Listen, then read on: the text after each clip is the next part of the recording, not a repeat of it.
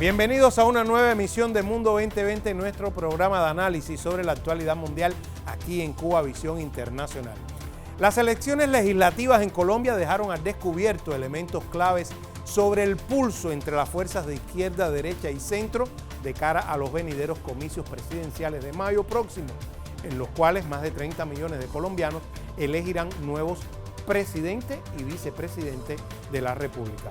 El pacto histórico, que aspira a volver al Palacio de Nariño, sede del gobierno, incrementó su número de curules de senadores y pasó de 20 escaños durante el periodo 2022-2026 a 25 para el lapso legislativo de 2026 hasta el 2030, por lo cual se posiciona como la primera fuerza política de izquierda en el Parlamento.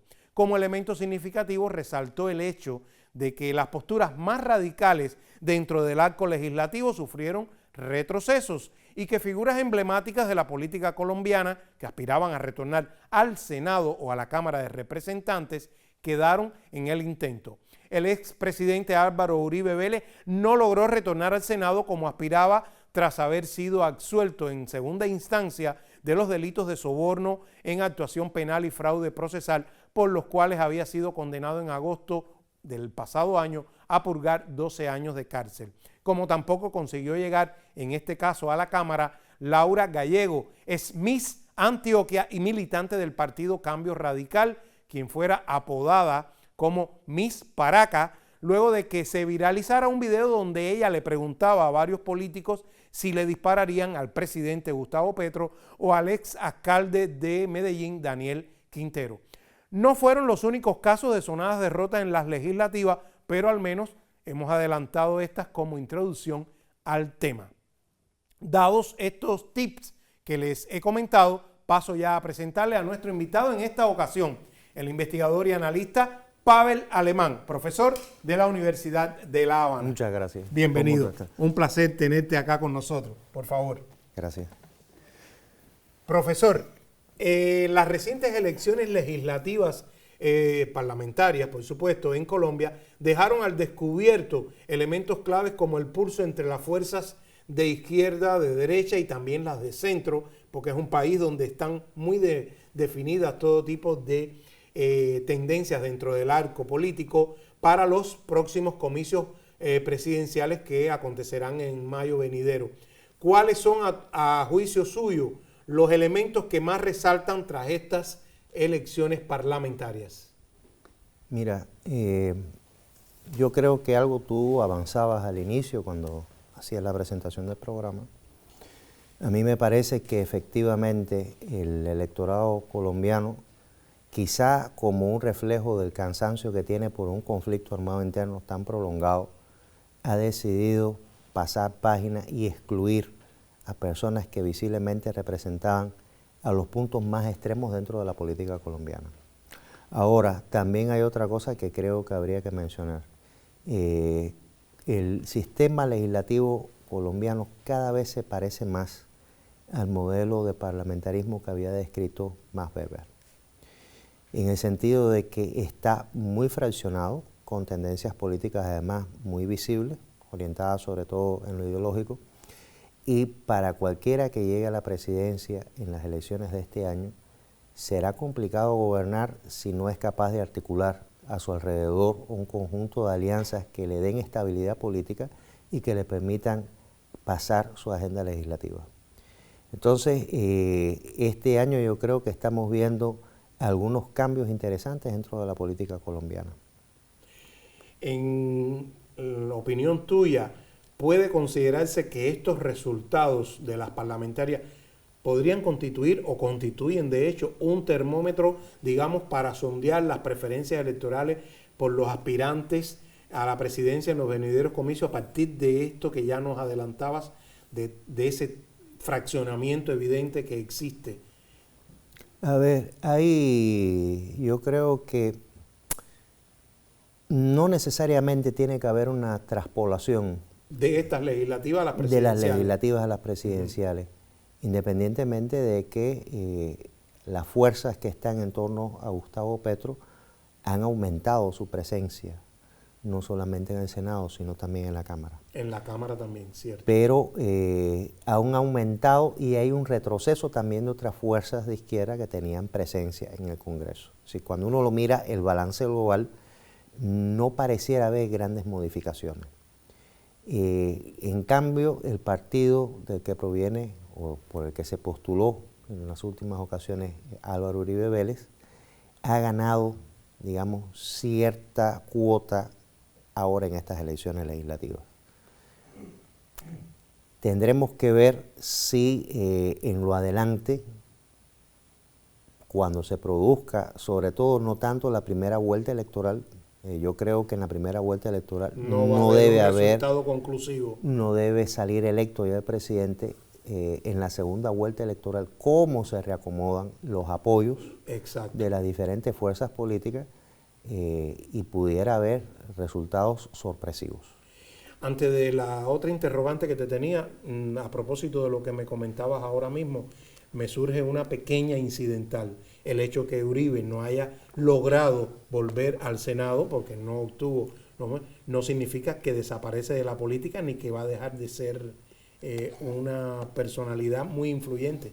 A ver, Uribe todavía influye en la política colombiana, sobre todo en los sectores más conservadores, pero la impresión que tengo es de que él ha ido cediendo espacio, sobre todo a partir de que hay una candidatura nueva en Centro Democrático. Hay que recordar, la derecha colombiana es una derecha también patriarcalista, sí, y es una derecha homofóbica.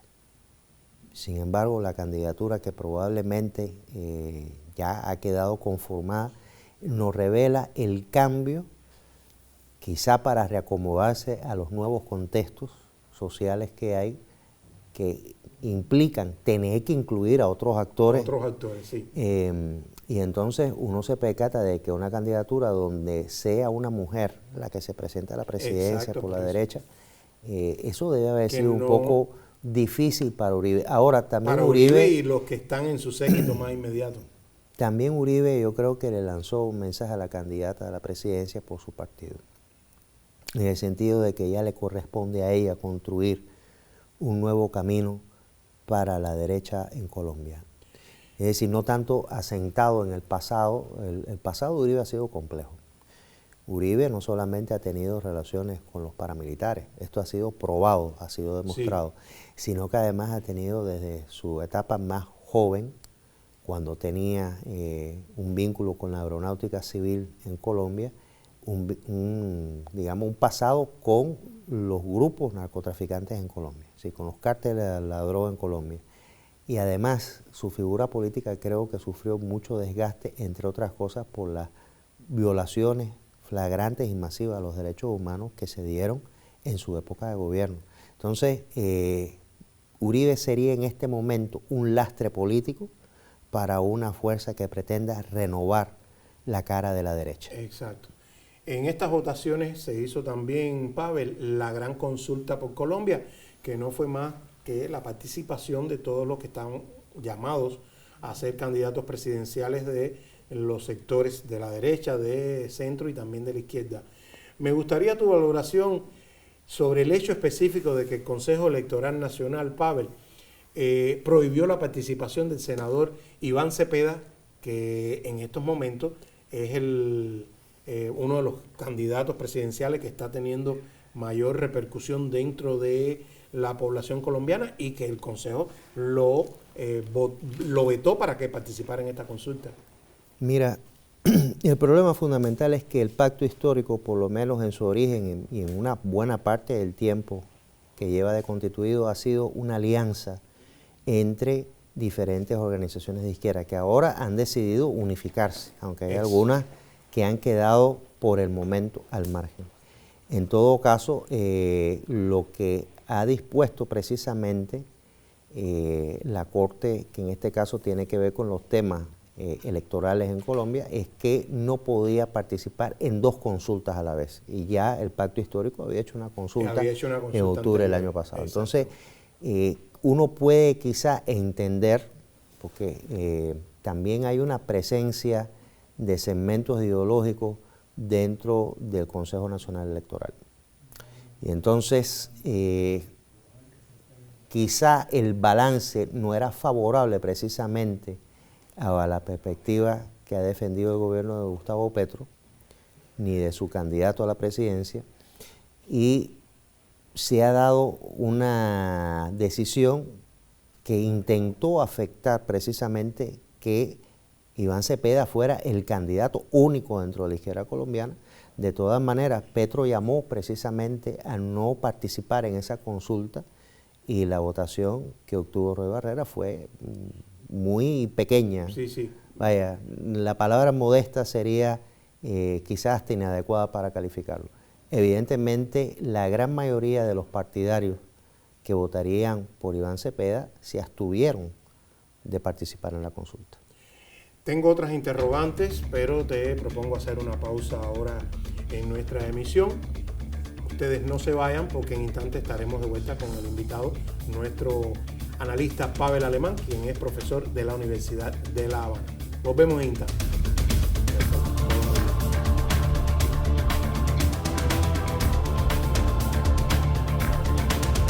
En el Congreso, dos fuerzas comandarán el destino político del poder legislativo. El Pacto Histórico y el Centro Democrático dominan curules en Senado y Cámara de Representantes. Así está la distribución en la Cámara Alta. 25 curules para el Pacto Histórico, 17 para el Centro Democrático, 13 el Partido Liberal, 11 Partido Conservador, 11 que corresponde a la Alianza de los Verdes, 9 curules de la U, 6 de Cambio Radical, Mira, Nuevo Liberalismo y Dignidad alcanzaron 5, 3 para Salvación Nacional y 2 indígenas. En los comicios también figuras de la política se quedaron a mitad de camino. Angélica Lozano, Catherine Miranda, Jorge Enrique Robledo, Ingrid Betancourt, Luis Eduardo Garzón, María Paz Gaviria, Juan Carlos Lozada, Horacio José Serpa y otros como Miguel Forero a nombre del gremio motero no alcanzaron el corte.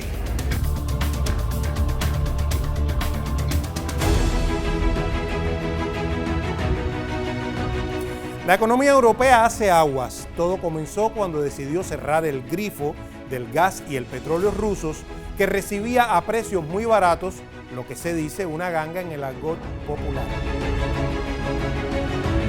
Pero lo que no contaba Europa era con que se iba a dar esta crisis actual.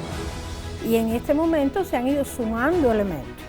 O sea, estamos hablando de un proceso en el cual uno de los lugares geoestratégicos más claves para todo el desarrollo petrolero del mundo está comprometido, que es el Estrecho de Hormuz. O sea, automáticamente estamos en presencia realmente de un impacto desde el punto de vista energético.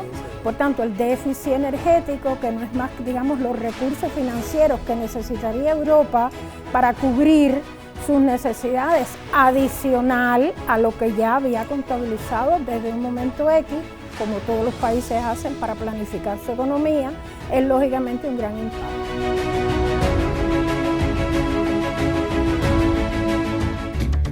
En Cuba Visión Internacional nos acercamos con agudeza visual a las realidades del mundo actual. Buscamos antecedentes y perspectivas de los sucesos que son noticia a nivel global.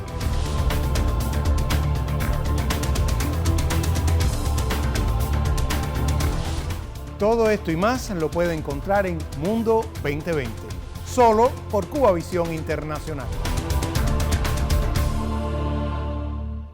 Y estamos de vuelta acá en nuestra emisión con el profesor Pavel Alemán en este tema interesante sobre las elecciones en Colombia. Pavel, ha tenido gran repercusión e impacto estas legislativas, pero uno de los puntos que han sido muy abordados tanto por analistas como los observadores que participaron en ellas fue el retroceso de las posturas más radicales. ¿Consideras que era de esperar que los electores desestimen esas posturas? ¿Por qué consideras que podría ser eso? Te comentaba ahorita, es en buena medida ya el cansancio de la confrontación interna, que no solamente tiene expresión en el ámbito militar, armado, sino también en el ámbito de la política.